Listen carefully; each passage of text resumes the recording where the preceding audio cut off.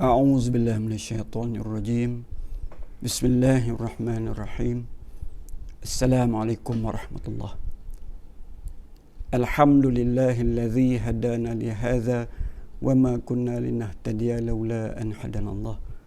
أشهد أن لا إله إلا الله وحده لا شريك له وأشهد أن محمدا عبده ورسوله.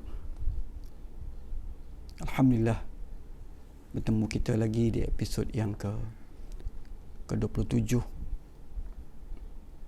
dalam siri Tazkirah Ramadan yang tinggal hanya beberapa hari saja lagi Ramadan bersama kita. Jadi kita akan terus berkongsi daripada tulisan-tulisan ulama muktabar berkaitan dengan merasa takut pada Allah SWT, dan salah satu daripada metod yang paling berkesan dalam membina rasa takut khauf Allah dalam hati orang beriman adalah dengan kita membentangkan ayat-ayat Al-Quran dan juga hadis Rasulullah SAW, yang mana ayat-ayat ini telah membina dan mentransformasikan para sahabat yang merupakan penyembah berhala, mereka yang sangat buruk akhlak. Sebahagian mereka, hanya beberapa orang saja yang macam Abu Bakar Siddiq dan sebagainya, yang memang baik pada mula-mula menerima dakwah pun dia adalah baik, tapi ramai yang dalam keadaan yang sangat jauh daripada pribadi hamba Allah yang baik. Tetapi Allah telah menetapkan satu manhaj, satu kurikulum bagaimana untuk membina hamba Allah, dan kita akan melalui proses itu sekiranya kita berhajat untuk menjadi hamba Allah yang memiliki keimanan, yang mampu untuk berubudiyah, memperhambakan diri sepenuhnya kepada Allah sebagaimana yang Allah kehendaki, dan mampu untuk memikul tanggungjawab ataupun mas'uliyah Islam dalam hidup kita yang masih tersisa ini. Dan saya tidak khususkan mesej ini kepada golongan tua macam saya, kerana semua kita ni tidak tahu bila kita akan dijemput oleh Allah SWT. Yang sudah pastinya kita semua ni yang dilahirkan di dunia ni telah dijatuhkan hukum mati. Cuma bila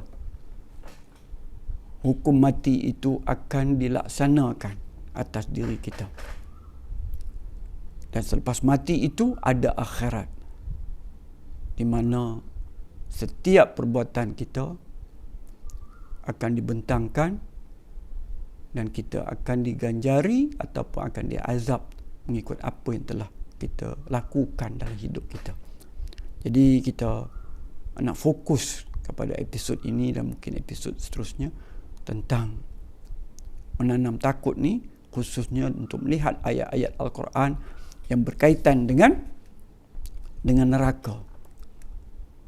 Sebab sebagaimana yang saya sebut sebelum ni, majoriti kita ni tidak pernah benar-benar diketuk oleh ayat-ayat yang boleh menyedarkan kita, ayat-ayat Al-Quran yang menyedarkan kita. Kita banyak baca pelbagai bahan bacaan, tapi kita tidak baca Al-Quran dengan terjemahannya, dengan tadabbur yang benar, memikirkan sehingga dia berkesan. Sebab itu para ulama kata ayat-ayat yang berkaitan dengan neraka ini perlu dibaca. Ayat-ayat Quran tu dibaca berulang-ulang kali, kemudian dilihat, dibaca, direnung terjemahannya, kita dengar ataupun kita menonton penjelasan ayat-ayat ini daripada mereka yang berkemampuan membentangkan berkaitan dengan neraka ini, sampai timbul rasa takut dan sedar bahawa seandainya kita alpa, seandainya kita lalai, seandainya kita menangguh-nangguh taubat kita dan kita tidak jaga perjalanan hidup kita dari minit ke minit, daripada jam ke jam, daripada hari ke hari, sehingga kita benar-benar akan dikurniakan oleh Allah SWT takwa. Dan antara makna takwa itu adalah berhati-hati dalam kehidupan kita ini agar tidak kita langgar hak-hak Allah, sama ada meninggalkan apa yang diperintahkannya, disuruhnya, ataupun melakukan apa yang dilarangnya. Jadi kita tengok, yang pertamanya Allah SWT menggambarkan neraka itu hitam kelam dan gelap. Dalam surah Ibrahim ayat 49 dan ayat 50. Pada hari itu engkau akan melihat semua orang yang berbuat dosa dalam keadaan terikat dalam belenggu.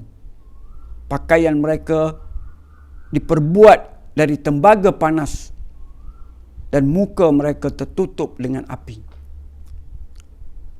Dalam surah Yunus ayat 27, muka-muka mereka seolah-olah ditutup dengan gumpalan-gumpalan malam yang gelap gulita. Mereka itulah penghuni neraka.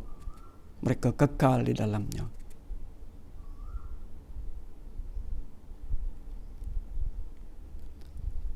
Dalam surah At-Taubah ayat 81, orang-orang yang ditinggalkan itu merasa gembira dengan ketinggalan mereka di belakang Rasulullah, kerana memang mereka tidak suka berjuang di jalan Allah dengan harta dan jiwa mereka, serta mereka berkata, janganlah kamu berangkat dalam perang dalam cuaca yang sangat panas ni. Maka katakanlah kepada mereka, sesungguhnya api neraka lebih panas daripada itu jika kamu mengerti. Sekarang ni Allah uji kita dengan suasana panas yang sangat, sampai malam pun panas. Tapi ini tak ada apa banding dengan neraka. Dan dalam satu penjelasan tentang panas neraka ni dijelaskan oleh seorang scholar lah, sarjana yang membentangkan tadabbur Al-Quran ni. Dia kata suhu neraka ini akan menjadi panas berterusan. Panasnya akan meningkat lagi. And dia kata, you will never get the chance of to say, we'll get used to it. Tak apa, nanti kita dah biasa. Tak ada. Kerana neraka ini bukan ujian. Neraka ini adalah azab, balasan yang memang untuk Allah mengazab mereka yang durhaka dan mereka yang engkar dan tidak mahu beriman. Dalam surah Al-Lail ayat 14 hingga 15, kerana itu kami peringatkan kamu dengan api neraka yang menyala-nyala. Tiada yang masuk ke neraka itu melainkan orang-orang yang paling celaka.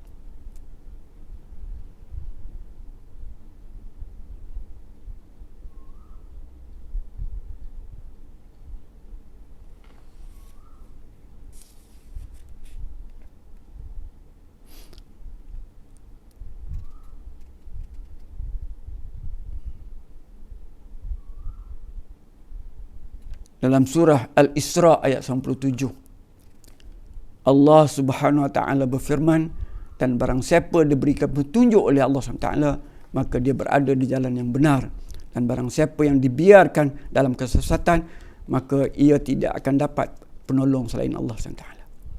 Dan kami akan mengumpulkan mereka pada hari kiamat dengan diseret atas muka-muka mereka dalam keadaan buta, bisu dan tuli. Tempat tinggal mereka adalah neraka Jahannam. Setiap kali panas neraka itu menurun, kami tambahkan nyala apinya itu kepada mereka. Jadi kita akan tengok nanti belenggu dan rantai neraka, makanan dan pakaian ahli neraka. Kita ambil satu ayat saja dulu tentang minuman dan pakaian.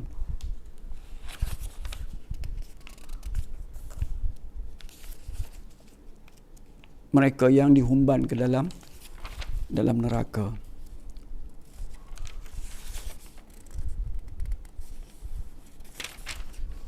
Dalam surah Dukhan, Ad-Dukhan ayat 43 hingga 46, sesungguhnya pohon zakum itu menjadi makanan orang-orang yang berdosa besar. Buah itu bagaikan cairan minyak yang mendidih dalam perut, bagaikan mendidihnya air yang amat panas. Dalam surah Al-Waqi'ah ayat 51 hingga 57, lalu kamu, hai orang-orang yang sesat dan orang-orang yang mendustakan, benar-benar akan makan dari pohon zakum, lalu mengisi penuh perut kamu dengan itu. Lalu sesudah itu akan minum air mendidih, maka kamu akan minum seperti minumnya unta yang haus. Inilah hidangan-hidangan mereka, yakni golongan kiri. Pada hari kiamat kami telah menciptakan kamu yang tadinya kamu tidak ada, maka mengapa kamu tidak membenarkan hari kebangkitan itu? Dan ayat terakhir untuk episod ni, saya bacakan surah As-Saffat ayat 62 hingga 68. Makanan di syurga inikah hidangan yang lebih baik? Apakah pohon zakum? Sesungguhnya kami telah menjadikan pohon zakum ini sebagai siksaan bagi orang-orang yang zalim. Pohon zakum adalah pohon yang tumbuh di dasar neraka jahim. Mayangnya seolah-olah bagaikan kepala-kepala ular yang menakutkan. Sesungguhnya mereka, yakni ahli neraka, akan makan mayang-mayang pohon zakum hingga mereka penuhkan perut-perut mereka dengannya. Kemudian sesudah makan buah zakum, mereka mendapat minuman dari air panas yang mendidih. Kemudian tempat kembali mereka benar-benar ke dalam neraka Jahannam. Dan ada banyak lagi sebenarnya. Inilah ayat-ayat berkaitan dengan neraka yang Allah ketuk hati para sahabat sehingga pecah bungkah batu yang menutupi hati mereka itu, dan kemudiannya mereka benar-benar beriman kepada Allah SWT dan mereka benar-benar merealisasikan hakikat ubudiyah yang sebenarnya. Jadi kita perlu melalui proses yang sama untuk membina diri kita. Kita kena bina sungguh khaufullah ini. Kita kena teliti ayat-ayat Al-Quran ini. Kita dengar, kita baca. Tak boleh dengar saja, kita kena baca. Kita kena baca terjemahannya. Kita kena dengar penjelasan ayat-ayat ni, tadabbur ayat-ayat neraka ini berulang-ulang kali sehingga terbit rasa takut kita, dan rasa takut ini yang menggerakkan kita untuk mentaati Allah SWT. Wallahu a'lam. Assalamualaikum warahmatullahi wabarakatuh.